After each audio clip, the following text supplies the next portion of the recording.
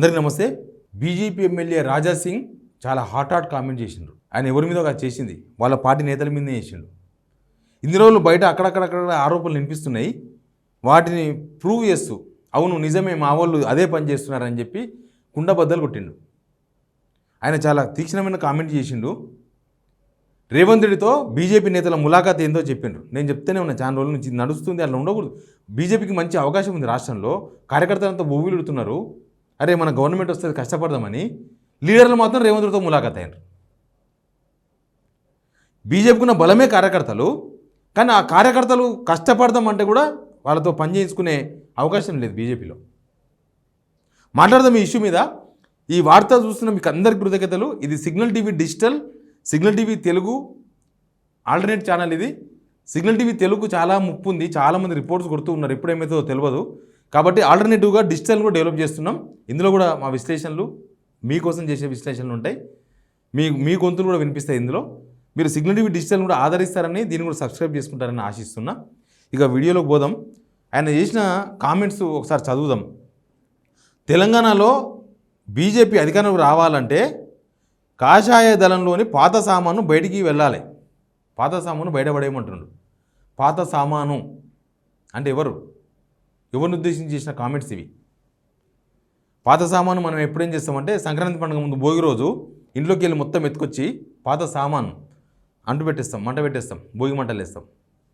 ఇప్పుడు బీజేపీలో కూడా పాత సామాను బయట పడేస్తే తప్ప అధికారంలోకి రాలేము అని చెప్తున్నాడు ఆయన.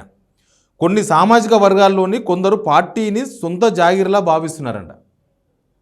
కొన్ని సామాజిక వర్గాలు, ఎవరో ఆ సామాజిక వర్గాలు ఎవరై ఉండొచ్చు అంటావు? బీజేపీ కార్యకర్తలకు బాగా తెలుసు, అందరూ తెలుసు కార్యకర్తలకి. ఎందుకంటే వాళ్ళకే ఎక్కువ బాధపడుతున్నది. అరే తెలంగాణలో మనకు అవకాశం ఉంది, కాంగ్రెస్ ఖతమైపోయింది, ఉన్నది బీఆర్ఎస్, బీజేపీ, ఏమైనా కొట్లాడితే మనకు తెలంగాణలో కూడా అధికారంలోకి వస్తాం అన్న ఆశతో కార్యకర్తలు ఉంటే వాళ్ళకి ఇట్లా ఆశ పుట్టంగానే వాళ్ళ ఆశ మీద నీళ్ళు పడేస్తారు, ఇట్లా చల్లేస్తారు. దోశపిండి మీద వస్తారు చూడు, చల్లగా సర్ర అంటది, అట్లా వస్తారు. ఇక ఏముండదు. ఇంకొకటి, కొంతమంది నాయకులు ఉదయం పూట కామెంట్లు చేసి రాత్రిపూట పోయి రేవంత్ రెడ్డితో రహస్య సమావేశాలు పెడుతున్నారంట. ఇంకేం కావాలి స్వామి బీజేపీ నాశనంగానికి?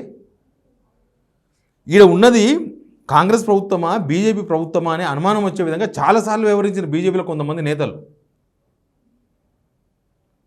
కొంతమంది వివరించారు, కొందరు ఓపెన్గానే మాట్లాడినారు, కొందరేమో నర్మగర్భంగా అర్థం కానట్టుగా, తెలిసి తెలియనట్టుగా. ఇప్పుడు దానిలో ఉన్న ముఖ్య నేతలు ఎవరు? దానిలో ఉన్న ముఖ్య నేతలు బీజేపీ రాష్ట్ర అధ్యక్షుడు కిషన్ రెడ్డి, కేంద్ర మంత్రి, ఇంకో కేంద్ర మంత్రి బండి సంజయ్. యువతలు చూస్తే ఎల్ఓపి మహేశ్వర్ రెడ్డి, ఎల్ఓపి అంటే ఆ పార్టీ ఫ్లోర్ లీడర్ అసెంబ్లీలో, బీజేపీ శాసనసభాపక్ష నేత మహేశ్వర్ రెడ్డి ఉన్నాడు. ఇంకా ముఖ్య నేతలు అంటే ఎవరున్నారు దానిలో? లక్ష్మణ్ ఉన్నాడు, ధర్మపురి అరవింద్ ఉన్నాడు, డీకే అరుణ ఉన్నది, విశ్వేశ్వరరెడ్డి ఉన్నాడు. ఇంకా వీళ్ళే కదా ఉన్నది ముఖ్య నేతలు అంటే. మరి ఎవరిని ఉద్దేశించి చేసిన కామెంట్స్ ఇవి? కొందరు అయితే చాలా ఓపెన్గా కనబడుతున్నాయి పిక్చర్స్. కొందరు పిక్చర్స్ చాలా ఓపెన్గా వాళ్ళు ఎట్టెట్లా రేవంత్ రెడ్డికి సపోర్ట్ చేస్తున్నారు అని మనం అనుకుంటున్నాం, ఓన్లీ సపోర్ట్ చేస్తున్నారు అనుకుంటున్నాం. బండి సంజయ్ రాజాసింగ్ ఏమంటున్నాడు? పోయి రహస్య సమావేశాలు పెడుతున్నారని ఆరోపణ చేస్తున్నాడు. ఇప్పటిదాకా బీజేపీ నుంచి సప్పడలేదు. అధిష్టానం ఎవరు మాట్లాడదని చెప్తే కూడా రాజాసింగ్ ఓపెన్ అయిందంటే దానికి అర్థం ఏంది? విషయం ఉందని అర్థం. రేవంత్ రెడ్డితో రహస్యంగా ములాఖాత్ అయిపోయి ఇక వాళ్ళు ఏం పని చేస్తారు ప్రతిపక్షంగా? అందుకే బీజేపీ వాళ్ళు ఏం సప్పడయ్యారు. ఎంతమంది లీడర్లు ఉన్నారు? ఇప్పుడు అసెంబ్లీ నడుస్తుంది, అసెంబ్లీలో ఏం మాట్లాడరు.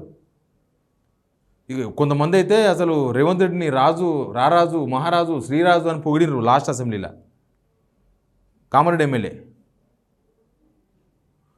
ఇంకోరేమో బాగుంది అంటారు, మీ పాలన బాగుంది, మీరు బాగున్నారు, అంత మంచిగా ఉంది. ఇంకా ప్రతిపక్షం ఎందుకు అంత మంచిగా ఉంటే? ప్రతిపక్షాలు పోయి బాయిల దుంగితే అయిపోతుంది. ఇంకా గవర్నమెంట్ అంతా బాగా లాస్ట్ దేవుడు వచ్చి పాలిచ్చినా ప్రజల కష్టాల మీద కొట్లాడాలి, అది ప్రతిపక్షాల లక్షణం. కానీ BJP no fight, only compromise, no fights. ఇంకా ఒకరిని చూసి ఒకరు. ఇప్పుడు మహేశ్వర్ రెడ్డి ఉన్నాడు, ఆయన మధ్యాహ్నం కూడా ప్రెస్ మీట్ పెడతాడు, ఆరోపణ చేస్తాడు. ప్రతి మంత్రి మీద ఆరోపణ చేసిండు మహేశ్వర్ రెడ్డి. జూబల్ కృష్ణారావు మీద ఆరోపణలు చేసిండు. తుమ్మల ఈయనెవరు ఉత్తమ్ కుమార్ మీద ఆరోపణలు చేసిండు. రేవంత్ రెడ్డి మీద ఆరోపణలు చేసిండు. రేవంత్ రెడ్డి అన్నదమ్ముల మీద ఆరోపణలు చేసిండు. ఇంకా ప్రతి ఒక్కరి మీద చేసిన ఆల్మోస్ట్ అటో ఇటో. ఒక్క ప్రెస్ మీట్ అయితే రెండో ప్రెస్ మీట్ ఉండదు మళ్ళీ అనేది. ఇంకా దాని కంటిన్యూషన్ ఉండదు. ఆ ఒక్క ప్రెస్ మీట్ అయిపోయిన తర్వాత ఏం జరుగుతుందో తెలియదు. అప్పుడప్పుడు సెక్రటరీలా కనిపిస్తుంటాడు. ప్రెస్ మీట్ అయినాక కొన్ని రోజుల తర్వాత సెక్రటరీలా కనిపిస్తారు ఒక 2 రోజుల డిఫరెన్స్లా. బీజేపీ వాళ్ళు చెప్పుకుంటాం మాటలు ఇవి. మరి ఏందో ఏం జరుగుతుందో తెలియదు. బీజేపీ వాళ్ళకే చాలా అనుమానాలు ఉన్నాయి మహేశ్వరుడు ఏం చేస్తాడని. అసలు మహేశ్వరుడు ఎందుకు మాట్లాడతాడు, ఎందుకు ఆరోపణలు చేస్తాడు, తర్వాత ఎందుకు చల్లగా అయిపోతాడు. ఇక ఇప్పుడు 2 కేంద్ర మంత్రులు ఉన్నారు కదా, 2 కేంద్ర మంత్రుల్లో ఒక మినిస్టరు ఒకరికి చెప్పిండ్రు, ఒక ఇంపార్టెంట్ లీడర్కి చెప్పిండ్రు. ఆయన పని మీద పోతే, నేను ఈ పని తీసుకపోతే నీకు కాదు, ఈ పనిని పలానా దగ్గర తీసుకపో, పలానా బీజేపీ లీడర్ దగ్గర తీసుకపో, చిటికెళ్ళి అయిపోతుంది. బీజేపీ లీడర్ తీసుకపోతే 2 కేంద్ర మంత్రులు ఒక కేంద్ర మంత్రి దగ్గర పోవని చెప్పిండు. ఆయన కనుక ఒక్క మాట మాట్లాడితే, ఒకటి చెప్పేస్తే, ఆయన ఎవరికి చెప్పాలని వాళ్ళకి చెప్పేస్తాడు, చిటికెళ్ళి అయిపోతుంది పని. కాంగ్రెస్ వాళ్ళే పలానా కేంద్ర మంత్రి చెప్తే పని అవుతుంది, మేము చెప్తే కాదు అంటున్నారంటే దానికి అర్థమైంది. ఎవరు రహస్య సమావేశాలు జరిపింది? అది ఓపెన్గానే అదే పనులు చేస్తున్నారంట. ఆ కేంద్ర మంత్రి అదే పనులు చేస్తున్నాడంట. మొత్తం మాట్లాడుకోవడం, మనం చెప్తే పని అయిపోతుంది గవర్నమెంట్ అని ఆయన కూడా చెప్పుకుంటున్నాడు. మరి ఎందుకో అదేమో మంచిదే. జనాల కొనుక్కొచ్చే పనులు ఉంటే చేయించండి బహిరంగంగా. కానీ కిరికిరులు, సెటిల్మెంట్లు ఇవి